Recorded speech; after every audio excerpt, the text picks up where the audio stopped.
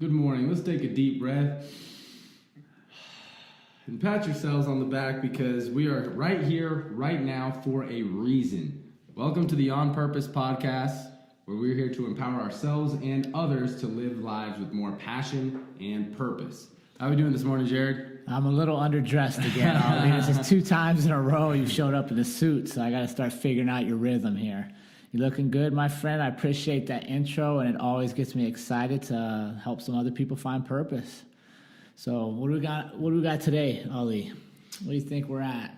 Well, our topic for today is advice, giving and getting advice.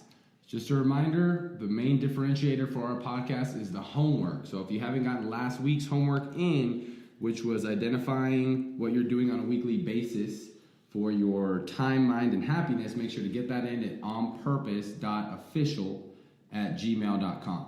But yeah, let's dive right into the advice. So the first question that I have for you today, Jared, is tell us about a time where you have given advice without qualification. I think that's that's interesting to me. I think if we all look back at our lives, one place that stands out to me is usually teenagers, right? When teenagers give each other advice on what they should do, and neither of them know anything more than their 14 or 15 years of life. So I'm sure I was guilty there. I think to me, it's something that I'm really cognizant of and I pay attention to is who's giving me advice and who am I taking advice from, and then who do I give advice to. And I think you mature with it over time. You start to realize the value of your advice is actually in your experience, not just your opinion. So I don't know if I could pinpoint. I'm sure my brother or sister would tell you a time I gave them advice on what to do just for my entertainment, and they did it, and it didn't work out so well. But I don't know specific. Do you have a specific memory of a time you gave advice? I mean, I can tell you throughout high school, I was handing out horrible advice to everybody I came in contact with. I mean, I think here's a really good little rule that I learned from a guy named Tai Lopez. Have you heard about that guy? Is he Hollywood? Yeah. He's always on the YouTube commercials and stuff. Anyway, some of his stuff I don't like, but there is a lot of really good content that he puts out there. And one of the things that I had heard him say was a 33% rule. So he talks about spending a third of your time with people who are mentees to you below your level to where you have more knowledge of the subject matter, 33% of your time with peers, people that are on your level, and then the last third with mentors. So I think now I've done a much better job of only giving advice when I know that my knowledge of that specific topic or subject is most likely higher than the person I'm giving advice to, right? I wouldn't want to give any business advice to someone who's been a CEO or a leader of a company longer than I have, particularly, maybe in a specific area, but I try to gauge it like that. But to answer your question, I can't really think of, at least recently, a time where I was just giving horrible advice. No, but I think if we all reflect back to our teenage years, we're like, oh man, I shouldn't have told Billy to do that. That was the dumbest idea ever. But at the time, you were the most logical person for Billy to listen to. And that's one of the things I try to get across to my kids and the teenagers I get to mentor and stuff is look at who you're getting advice from. If the person that's giving you advice is in the same predicament you are, they're probably not the best person to get you out of that predicament because they're in it as well. And I think as you age and you get a little older and like start getting some success, you get humbled a little bit to realize, hey, this is a time to be quiet and listen, not share advice. But then you also recognize, like you said, the place where you can help somebody and the place where you're actually going to receive legitimate advice. But I think we've got to do better in today's world coaching people on when to take advice because you can get it all over. You can go to YouTube for it. Social media can give you advice. Your personal relationships, you can get advice, but who are the people giving you advice? So how do you, because you're doing a great job, right? I see you, if you're not following Ali, you need to start following, you'll learn some stuff, but I see you doing exactly what you said. I see you meeting with mentors. I see you mentoring. How do you decide who you're going to take advice from? For me, I decide I'll take advice from them if they have achieved what I'm looking to achieve with given advice. For example, one of my mentors is the CEO of a local company who is a worldwide company, 60 plus employees. They've done millions of dollars in revenue, and that's where I'm trying to take my company, right? To be a multi-million dollar revenue generating company, to have more employees, to be more global. So for him, he's done all of these things. And with mentors especially, I like to meet with them and almost interview them, ask them a lot of questions about their achievements, their background, even their personal lives, right? Outside of business, what are your primary modalities? And you'll find a lot of them will say health. Health is always a big factor, because if you're not feeling good, you won't perform well, right? Yeah. So health is always a big thing, but it's really if they have achieved what I'm looking for to get that advice from. Does that make sense? Mm-hmm. Yeah, I think that's good. Let me follow up with that before we switch. Would you take advice from somebody who competed in your arena, whatever it is you're trying to learn, but they didn't succeed? Yeah, definitely I would. And we also have to define, what does take advice mean? Sure. Right? Because we can hear something and it doesn't necessarily mean, like, for example, if somebody that competed and he's telling me about his mistakes, I might take that advice, but I'm obviously not going to go make the same mistakes Sure. that he did. I think that anyone who has maybe knowledge or experience in an area that you're trying to get better at, they're worth listening to. But as far as executing on specific advice, like, hey, you need to go and join this organization, or you need to go and set up a meeting with this person, I'll definitely have a little bit more of a criteria for actually executing on specific advice. I would say a 5+ years experience at least in certain things where before I'm actually like, okay, you said this, but Yeah, and that's a good point as far as streamlining who you're going to take it from and filtering people out. I think too many of us get caught up in taking advice from too many people on everything, right? Because advice is only good if you can act on it. So for me, one of the things I try to do is I identify who's in my circle. Like, there's certain people I'm going to listen to, and there's certain people that are going to share opinions that I'm going to discount, because we don't have that trust, right? And kind of like you said, they haven't done what they're given advice about, which is a big thing for me. I don't necessarily care if you've been super successful at it, or if you tried it and it didn't work out. I can learn from that, but you have got to have at least competed. If you're giving advice on something you read about, something somebody else told you, that's not something I'm really interested in. I think too many people get caught up in that area. They have opinions on everything, which is much different than advice. To me, advice comes from action and learning. An opinion everybody can have on everything. Yeah, definitely. I wanted to ask you, because frankly, you're one of my relationships that most of it I'm receiving mentorship from you. You know, I think with you as a new business owner, I do feel that we're at that kind of peer level. Yeah. But you being my coach in MMA, a lot of your experience just as a father, just having a lot of experiences, I know that you're a very high level in a lot of areas. So for you specifically, how do you decide when, all right, I'm taking advice from this person? I listen more than I talk, right? And I think it goes back to one of the episodes. I'll have to get you the number and the notes, but we talked about knowing yourself before you can have relationships with other people, right? We talked about in the relationship episode, knowing yourself got you through the breakup. Was it episode 5, Alex? Yeah, there you go, episode 5. Listen to that one. I know myself, right? I have businesses. I make mistakes in my businesses. I learn from them, but I don't have all the answers. So if we're talking business, I can learn from you, right? And that's a place where I'm going to be more quiet and listen and take notes and observe. On the mats, I have more experience. So when you come there, that's a place for me to give. So I think it comes back to knowing who you are and knowing what you're good at and what you're learning at, and not crossing the two up. I'm not going to walk into a business place and tell them all my opinions on things, like you said earlier, to get laughed out of the room. But conversely, if they come into the gym, like that's a place I feel I can help them. If they're wanting to find purpose and stuff, I can steer that a little bit. So I think it comes back to really being comfortable with who you are, where you're at in the process, and then learning along the way. Yeah, I love how you always bring up awareness is the first step to living life with more purpose in any endeavor. You have to be aware. You have to, and I think that's where, think about this. Let's go back to our teenage example. Why do teenagers listen and put so much weight on the opinion of everybody else? Their peers, their teachers, the kids they don't even like that are in a different social group say something to them and carry so much weight. Why does that impact them so much? Because they don't know who they are. They're figuring out who they are. Right now, I know who I am. Right. Now, am I evolving? Yes. And as I evolve, will I shift circles? Certainly. Mm-hmm.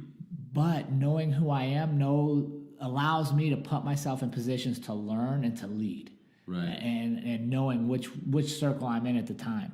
I will tell you an issue I have, though, is, and I think you guys will find this in your life, especially as you progress, there's a lot more people that want to take information from you and want your advice. There's much fewer that want to give you advice. And you actually actively have to seek that out. And that's kind of something that I'm still working on is, okay, how do I get more people into that group where they're leading me so that I continue to evolve? Yeah, I love what you said about you listen more than you speak. Right? God made us with 2 ears and 1 mouth for a reason. Right? And I think you're right on that. And I think that a lot of people are giving advice when they don't necessarily have the experience. Right? They may have the knowledge. They may have read a book, and then they're like, "Oh, hey man, do this," but they haven't tried it themselves yet. So I think, and I would even disagree there. I would venture to say most people getting advice haven't even read a book. Yeah. They're sharing opinions or a YouTube video or just, you know what they're sharing a lot of times? Think about this. They're sharing their fears, right? If you have a crazy idea and you share it with me, and I've had that idea, but I've been afraid to act. I've had the impulse to do something better, but I play it safe. What advice do I give you? Right? I'm going to tell you to play it safe. And that's one of the things that I've always been hyper aware of. And it comes from my childhood. My dad played life safe. No matter what idea I had, the first thing I knew I would get from him was all the reasons it wouldn't work. Mm-hmm. And then I would be like, well, I'm going to make it work to prove all those are not true. Right. But when I look back, what was he trying to do? It wasn't he was trying to be malicious with the advice. He's just trying to protect you from the fear of failure, right? And, oh, man, your feelings are getting hurt. If it doesn't work, you might physically get hurt. So sometimes that advice people are giving is very conservative. It's why it can't happen. And it's not necessarily done in an evil manner. It's done to try to protect you. Mm-hmm. But in reality, they're hurting you. Right. Because you're not getting to the purpose of what you're here to do. You're not taking those risks. And there's a big difference between advice and opinions, right? One of my best friends, my first roommate after college when I first got in the oil and gas industry, he's a country guy from East Texas, and he would always say, anytime he gave me advice, he would always say, now, this is just one asshole's opinion. and I loved how he would always say that because it's true. So you knew. Right. Most of the time, unless this person is fit to be an advisor, right? I like to say 5+ years experience in whatever area, right? You're qualified to be an advisor, then it's just an opinion. It's just an opinion. Even if you're taking the facts from a book, the fact that you think that's right is your opinion, right? Unless you've taken time, preferably years, to experience and say, hey, this worked for me, this didn't. Here's what I would advise you to do. And even advice is still somewhat of an opinion, right? Based on your own experience, your own perspective. So it's very important. Again, back to that self-awareness. You got to know yourself thoroughly before you know what advice is good for you to take. Not only do you got to know yourself, but you got to know where you're trying to get. Mm-hmm. What are you trying to achieve? What is the roadmap? What does success look like, and how are we going to get there? And then put yourself in circles where people have done that. We don't have to recreate everything. We can learn a lot of lessons from other people on our own path. And I think we just got to be better at knowing ourselves first, so that when people give us advice, we can filter it through. Does this meet what I'm looking for, or is this an opinion? And I think sometimes we just get in the habit of just taking it and, oh, this person said it, so I have to just listen. And I think, honestly, we're conditioned that way. Yeah. You know, I think our schools are shifting a little bit to more critical thinking, but, you know, when I went to school, it's all about memorization. You know, I don't know why I'm memorizing this. They just told me to memorize it. Right. Well, I didn't develop critical thinking. I think to my teacher friends out there and those still working with my kids, if you're developing critical thinking in your children and you're developing that, hey, this is his opinion, but it doesn't necessarily mean it has to be my opinion type attitude, and I can analyze it and it's not offensive and it's not wrong, those are the kids that are going to thrive, and that's the thinking we need moving forward. Yeah, couldn't agree more. What do you think is this camera thing? What do you think is, or let me backtrack before we get to that. What are some outcomes of some of these experiences you've had, whether it was giving specifically advice where you were unqualified, or receiving advice that was unqualified, or qualified? Maybe an outcome or scenario to where you remember giving or receiving advice, whether positive or negative. But tell us about a time where it was impactful, whether it was positive or negative. That's interesting. Well, I'll tell you, most of the times it resulted in me doing crazy shit that I shouldn't have been doing. You know, and you look back to your early 20s, late teens, when you're still kind of finding your identity. And, you know, honestly, a lot of things I regret doing in my life were based on the opinions of others or input I got, or just or honestly not even having an opinion, just kind of following into the flow of what everybody else was doing. As far as giving advice, man, I have a tough time thinking of, you know, honestly, some of our listeners out there can probably send in a time I gave you dumbass advice and how it worked out for you, because you probably remember better than I do. Man, I think most of the time I took advice that I shouldn't have, or I gave advice that I shouldn't have. The results were awful. Yeah. You know, I mean, I can't think of one like traumatic time, but What about a great time? a great time on advice. Where either you gave it or received it, and then the outcome was really good. Man, what about you? You got one at the top of your head? Yeah, well, that 33% rule, and that mixed with being told by peers and very few mentors, was huge. I mean, getting the advice to spend a third of my time or more of my time with mentors was huge. And frankly, the reason why I have more opportunities like this, to get dressed up, to be giving speeches, presentations, going to more high-level events, like today, this afternoon, signed up with a Chamber of Commerce event to go listen to the CEO of Canvas Credit Union, and they bring in, like, I think it's between $2 to $3 billion a year right here in Fort Collins.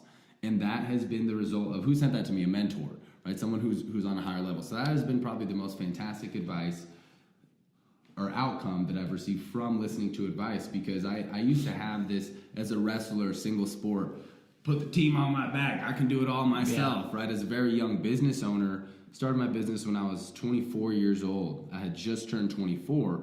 So at that young of an age, there was and I'm still really young, right? Still so much for me to learn. Trying to do all of that without any mentorship in my day-to-day, I realized pretty quickly the first 2, almost 3 years of the business, I didn't really have many mentors. It was very few. And I mean, if you see the progression after I started getting mentors is when I'm making a lot more of the right moves. They really shortened that learning curve because they've been there, they've done that. So the mentorship piece has been one of the best pieces of advice I've ever received. Yeah, and you know, now that listening to you and thinking, probably the best mentorship I ever had was I was 12 or 13 years old, and I was a super angry kid. I had a lot going on in life, and I wasn't on the right path for sure.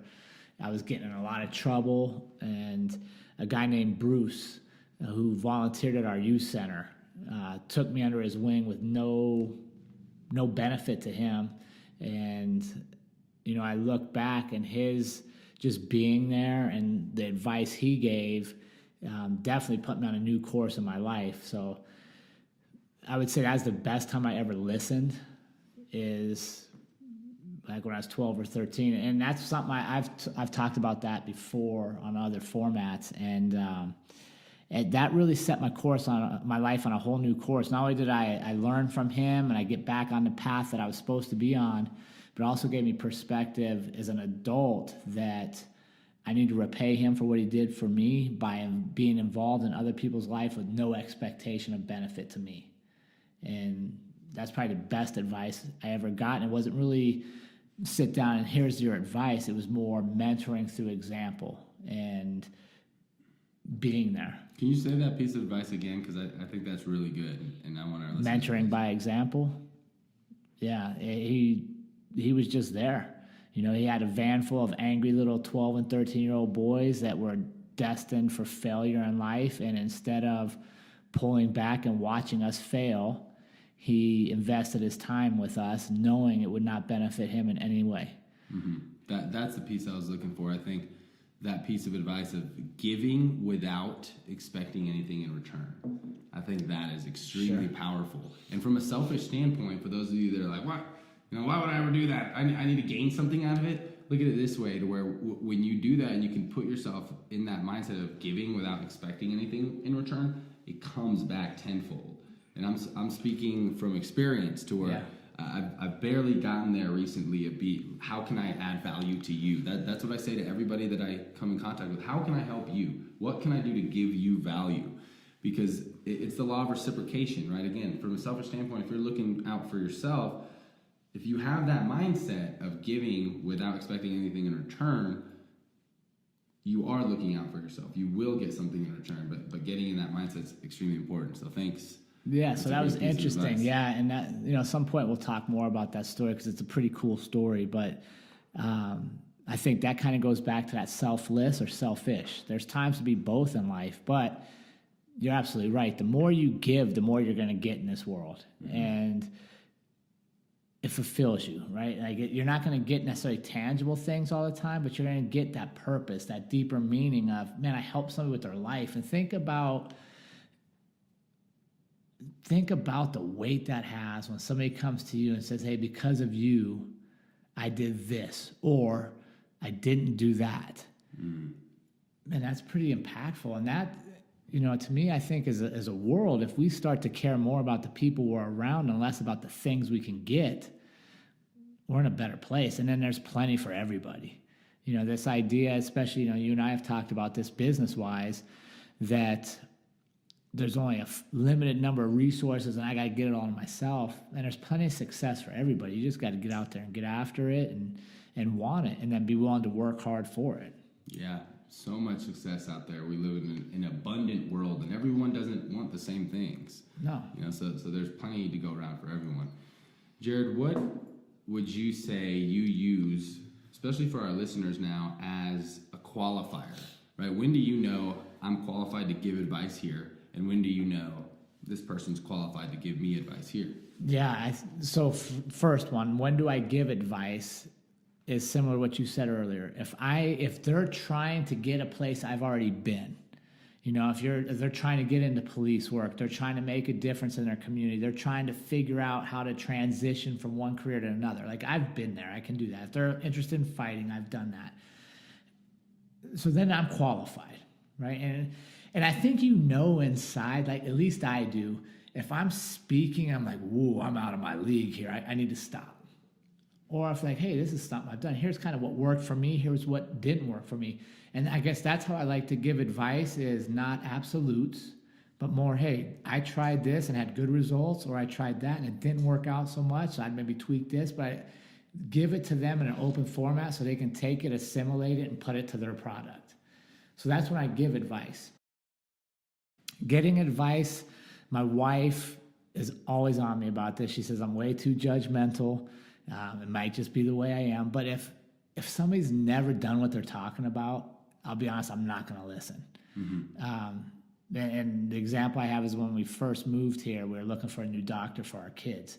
And I walked in, and no offense, but the doctor was at least 100 pounds overweight.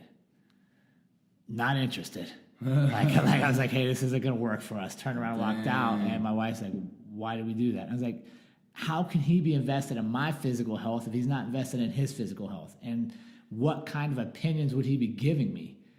Literally what he read about in a book, but nothing he's practicing.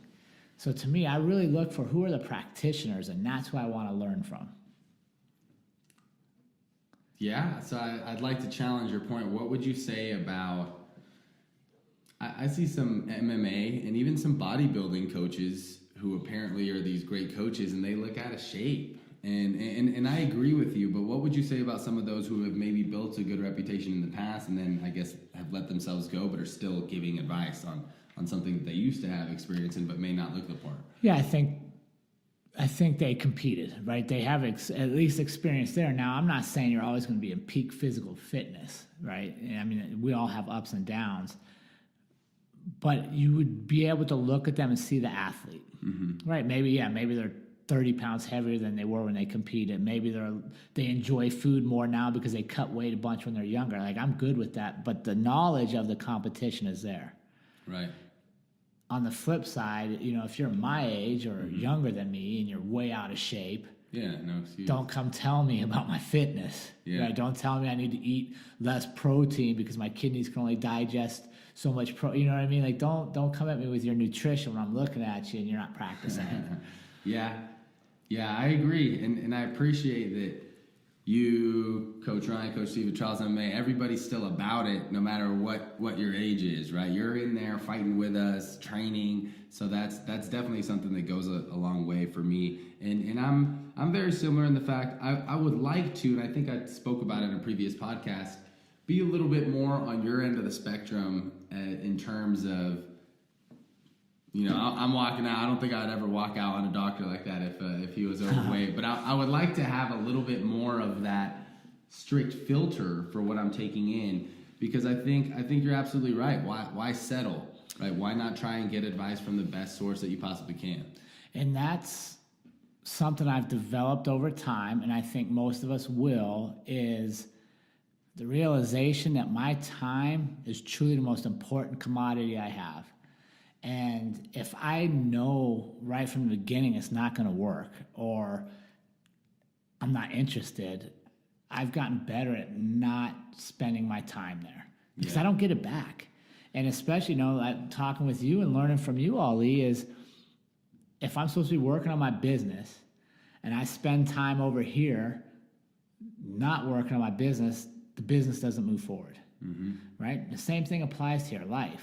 If you know you're supposed to go on a run, but instead of going on a run, you watch YouTube videos of the correct running techniques because you're still processing information and getting all this advice, but you don't ever take action, you're no better, right? I mean, you have the information, but you got to put it into practice. And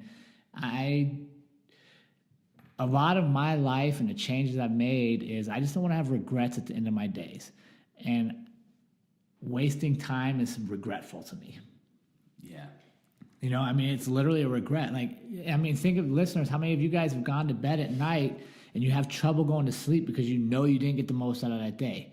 You binge watch Netflix, you did this, and your to-do list is still there. And the to-do list was actually going to move your life forward. It could bring in more revenue. It could create new relationships. And instead, we did all the stupid stuff. And I'm guilty of it, don't get me wrong.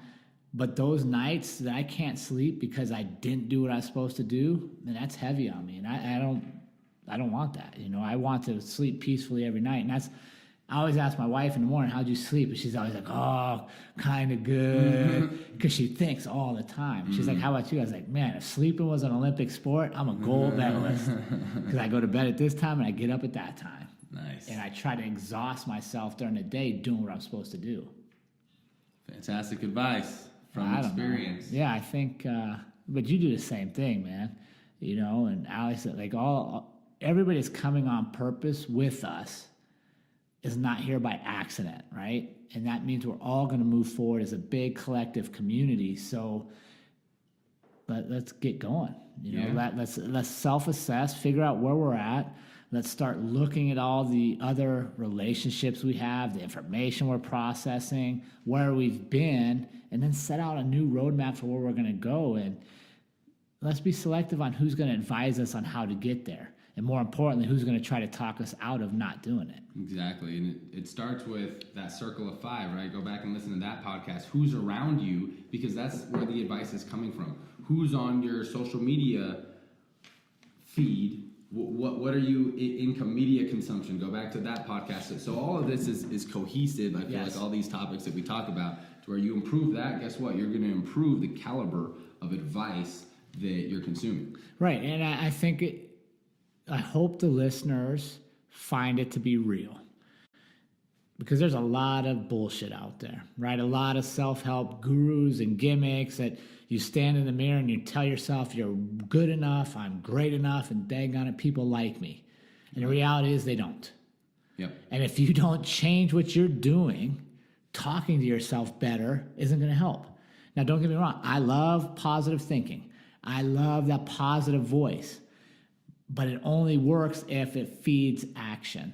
And that's what we're about on this podcast, is creating action, creating homework, creating accountability, and moving ourselves forward.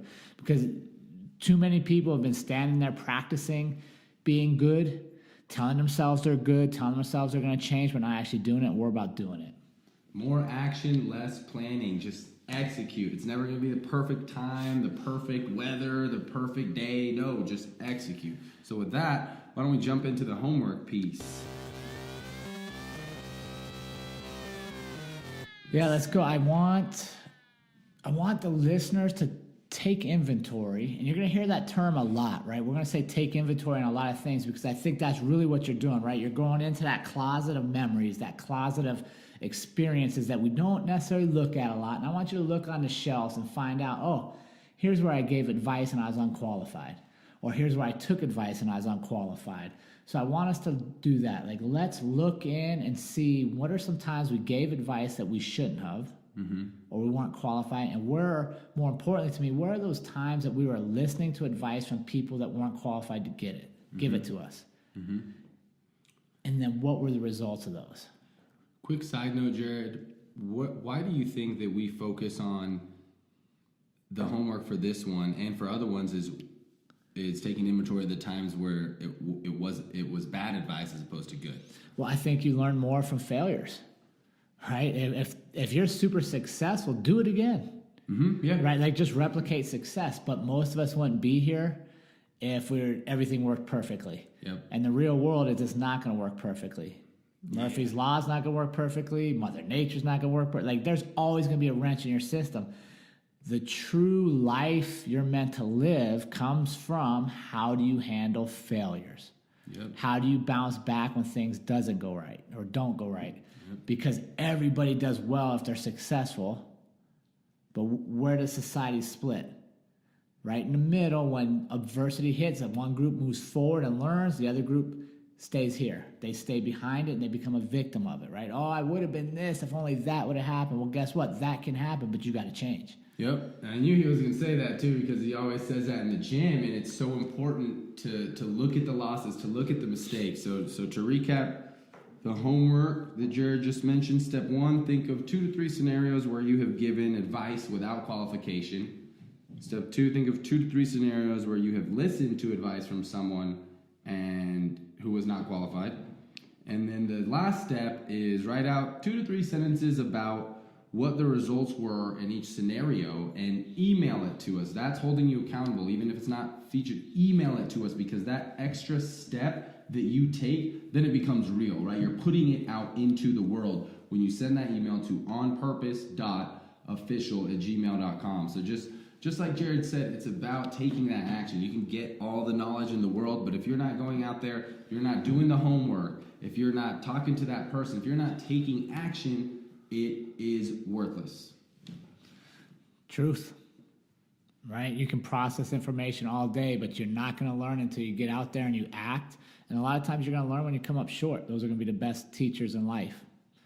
So, I hope people get after this. And let's not just be here for entertainment.